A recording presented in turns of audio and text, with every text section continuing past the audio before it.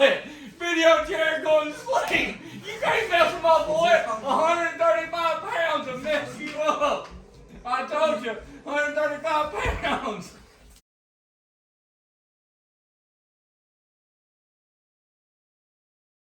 I'm gonna give y'all a tip. Anytime you got some spray paint or anything that it's cold outside that don't spray good, don't be scared to throw it in front of the heater. Jack that pressure up a little bit. Now don't sit here and hold it for an hour, but I can hold it like this for a few seconds. Shake it, you'll feel the can cool off.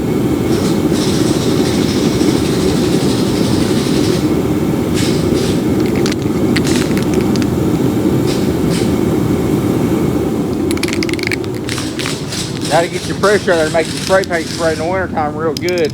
If you ever notice in the summertime it always sprays better because there's a higher temperature and there's more pressure.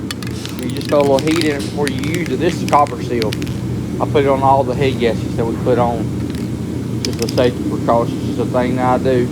I don't care whether it says don't use it or don't use it. We always use copper seal on any head gasket. Alright now, welcome back to the channel. Well, I'm over here to Shelby to get some paint so I can paint a fender for Nigel for a little car from his shop or whatnot. I went to the junkyard and picked it up the other day. I ain't had much recording going on this week. I've been back in jiu-jitsu pretty much. I've been back doing it full time basically. Not full time, but 2 nights a week, which don't sound like a lot, but when you take 2 nights a week, you take an hour and a half a night to go to class. It takes away a lot of time. Especially when you don't get home about 6:30 from work. Then you get a shower, go to class, and you get home at 9, get another shower, wind down. All that it takes up a little bit of time. Nikki, she has we found out she has some what's called nodules on her thyroid, so she ain't been feeling too good. I think it's more a mental aspect of it, of worrying about what it is than it is how it makes her feel. I think that she's working herself up for nothing, you know.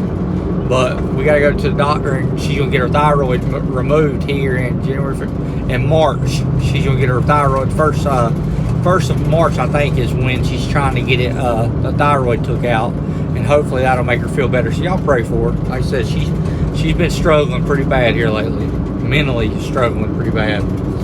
But I ain't got much going on right now. The car, I'm down to where all I gotta do is just do the alignment on the car, and we're ready to, we're pretty close. I got to align the rear suspension. I got to eyeball the front suspension. I got to swap the fuel out, put C16 back in it. Alternator, I ordered alternator this morning. My alternator, it was intermediate last year.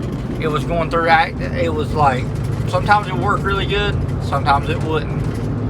So I sent it back, so they're building me a brand new unit. So I paid for it earlier, and the shipping and all on it. So my alternator will probably be here this week. I had a 3-inch pulley. I needed about 3 1/4 because we were turning about 19,000 RPMs alternator speed versus what the crank pulley is. They want it to be on down around 18,000. So I'll order a 3 1/2-inch pulley, so it should give us some lead room for some RPMs. But we're at that phase right now where we're in that transitional phase. It's just a calm before the storm. Because here in a few weeks, I'll be making passes in my car. Shady Side Outlaw starts the first week of April, or first Thursday of April. We'll be back at Shady Side Outlaw. The go-kart racing's coming back. So like I said, we got a lot of stuff coming up here real soon. Here in the next few weeks. Nigel's gonna try going for 3s. Now he's on a thrash right now to get his motor back in his car because he's going to Georgia next weekend. So he'll be in Georgia lights out next weekend with the car, and hopefully breaking records and going fast. Anyways, like I said, I got a lot of little stuff going on, so y'all don't hold it against me if I don't drop a video here every single day. But I am thinking of stuff. I get tired of just being repetitive with the same old, like, just boring stuff, or stuff that I think is boring. So, but it's part of the game. But we in here finally working on the race car today. Forehead's a little sweaty. We got this little game Jared loaned us. It's called Oculus or whatever. It's a virtual reality game. It's pretty freaking awesome. Like I can watch like Turbo John, like anything on YouTube that's 360 degrees, like Turbo John's race at the last Dig or Die against Chicken Hawk or Willie. You can actually put that Oculus on and look all the way around you and actually be there. Like it's freaking cool. But there's a fighting game on there, so me and Caden was in there taking turns on who's gonna knock out this opponent, dude. He won, I lost. He beat me up. But here we go. Here we go. Intercooler piping looks sharp, looks good. Completely happy with it. And that way, the whole idea behind this is if one day we decide to go M1, we can flip that intake around, build a little charge pipe, bam. But for now, we are good. See the battery's still charged up in it, still looking good inside, looking clean. I gotta take my shifter loose. I gotta move it over just a little bit, rebolt it on. But tonight, we're gonna start working on the suspension. Before I ever do anything to suspension, I'll look around the car to see what I can see before I ever make an adjustment. See right here, look at this.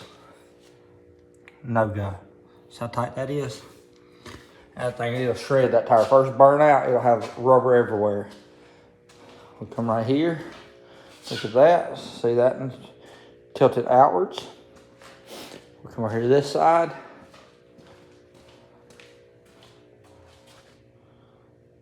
That and the wheels turn in a little bit, so we got to check all that. If you come right here, look at the gap right there, how much more gap we have right here. So I'm not expecting all four of these wheels. This car was wrecked, so I'm not expecting all four wheels to be dead on. Don't care about that. As long as this wheel, this wheel here can be here, and that wheel over there can be here. As long as they're in a straight line, that's all we care about. We don't care about the rest. They don't have to be parallel with each other. They just got to be straight with each other. So what we're going to do tonight, we're going to come in here first. We're going to do the rear end. We got to get it squared up first and foremost. So right now, we got about a finger's width on it. On a Mustang, your upper control arm controls your track, where you're tracking at. Over here, we got about 2 fingers, if I had to guess. But we got to get this rear end straight first. So first thing we're going to do, we're going to take the lower control arm off the side and we're going to extend it, giving us some room here. Once we get it extended, we'll check our pinion angle, and then I'll start setting the side to side off the pinion angle where I want it. I'll show you how to do it here in just a second. Let's go ahead and pop that control arm loose and get there and see what we got. This control arm here will not let me, for some reason, I cannot grab it and turn it even though I broke the nuts loose. So the first thing I'm gonna do is take this lower loose right here and figure out which side is binding or which one's super tight and loosen it up. So let's go ahead and pop this lower control arm. This car having coilovers on it, we don't have to go through and do nothing to the suspension. We can leave it at ground height and still get here and work on that, moving those without having to jack the car because there's no pressure on that. So the first thing we're going to do is just come in here. We're going to take that lower loose, and I'm going to figure out which joint is super tight. We're going to get it broke free, and then we're going to go through and put it back in, and I'm going to adjust it back, give me some length. That way it's even. And while I'm under here, I figure I'd show off the work. Look at that. Emmys everywhere, Australia, and our roll bar. Look how beefy that thing gets.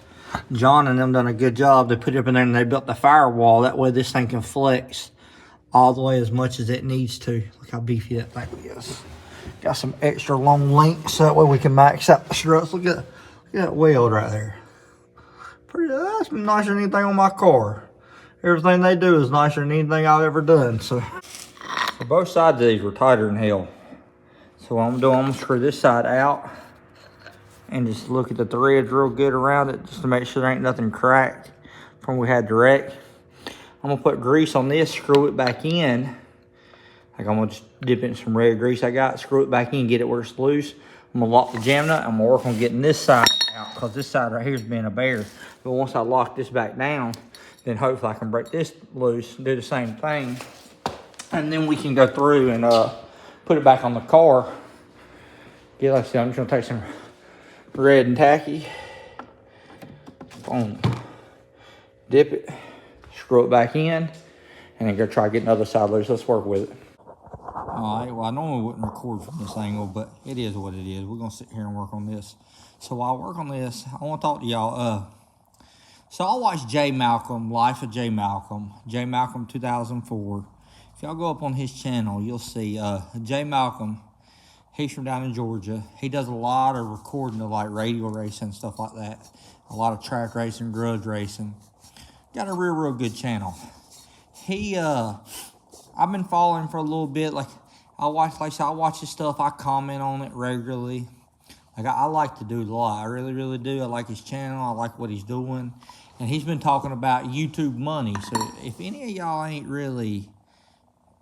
ever been like kind of curious about YouTube or anything, go over to his channel and check him out.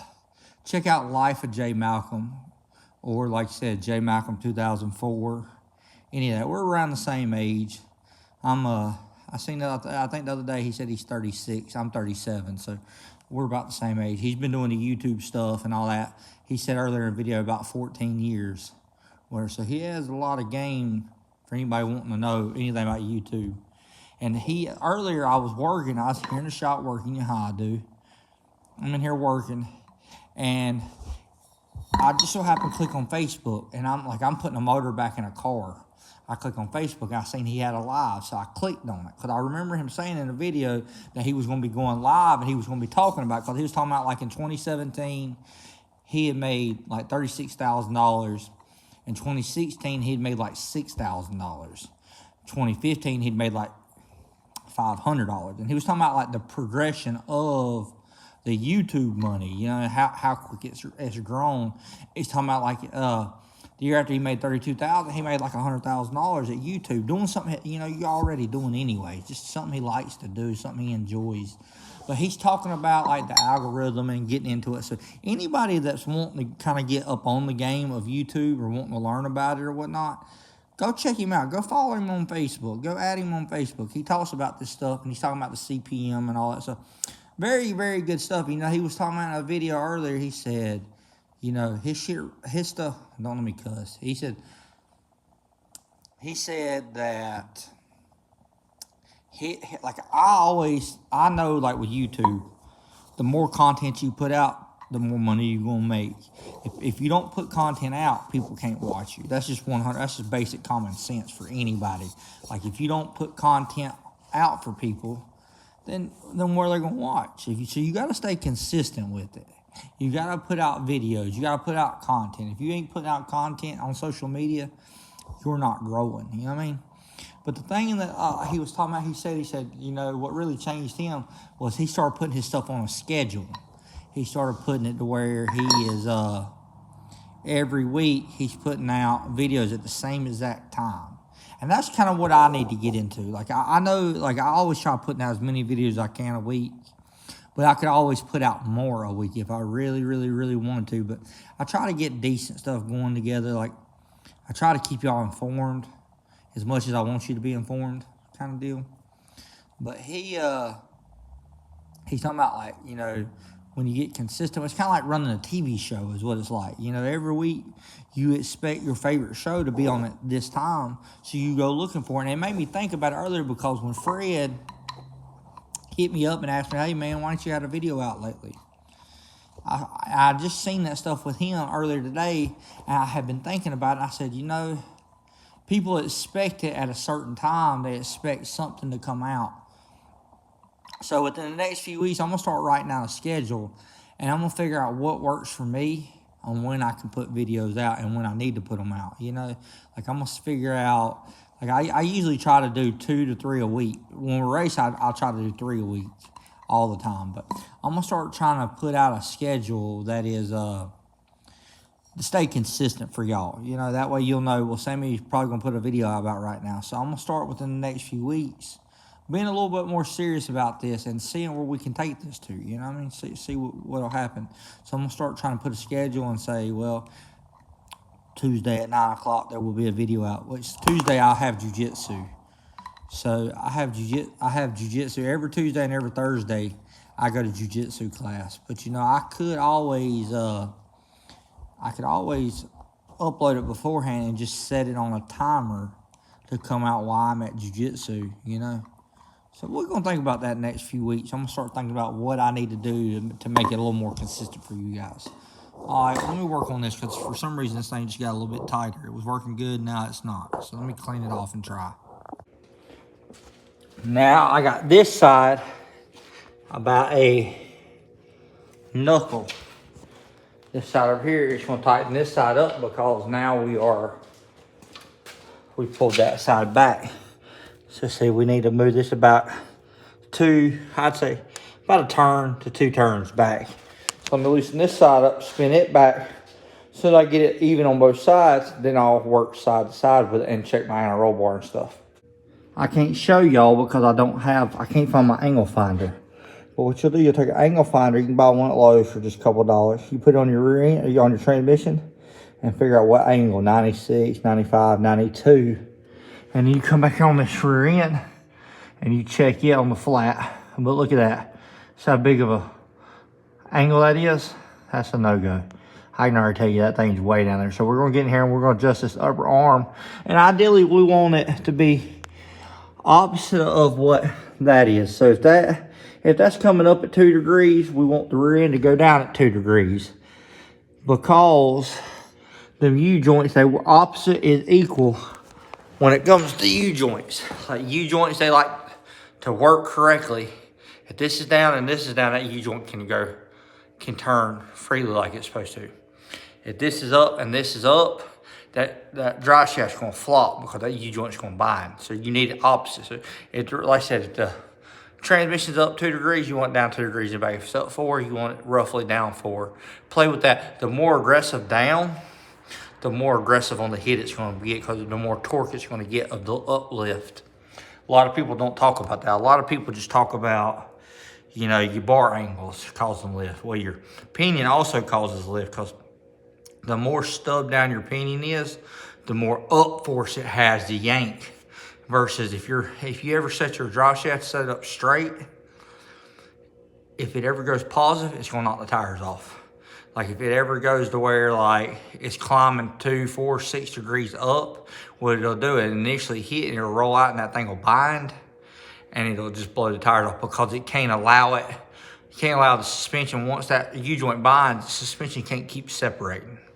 So that all plays into your bar angle. When your bar angle, you got steep bar angles, when your rear end goes level or tops out at the very, very top, ideally that's where you want your pinion angle to be about even, because like I said, if it goes up into positive and it binds, then it's gonna spin. But now I'm gonna go back here because I can already look at it. I can't find my angle finder, but I got one on my phone. I just can't show y'all. I'll put my angle finder on my phone on it and I'll go at the back and check it. And I'm gonna adjust it off of that and I'll be back with you in a second. But like I said, I can definitely tell you right now that rear end's way, way down. So we're gonna adjust all that because we got all these new torque boxes from Pro Chassis and Fab, so. All right, so since we're already in this hole and we already got this many threads out, I like to keep this as short as possible. So I'm gonna take this loose. I'm just gonna move it down to this hole. That'll move it back a little bit towards me, or I can move it there. But like I said, I want the more steeper angle down right here. Ideally, you want this thing to be about parallel when it's separated all the way. So I really need to jack it up and make sure my upper arm is parallel when it separates. So I need to go over there and jack it up. But ideally, like I said, I'm just gonna eyeball it for now because we're gonna play when we get to the track. But I'm gonna go ahead and move that to this hole. That should give me some more separation, but it'll always, like, cause your arm can't never go past parallel. So when it separates, when it hits parallel, it loses all its mechanical advantage over lifting.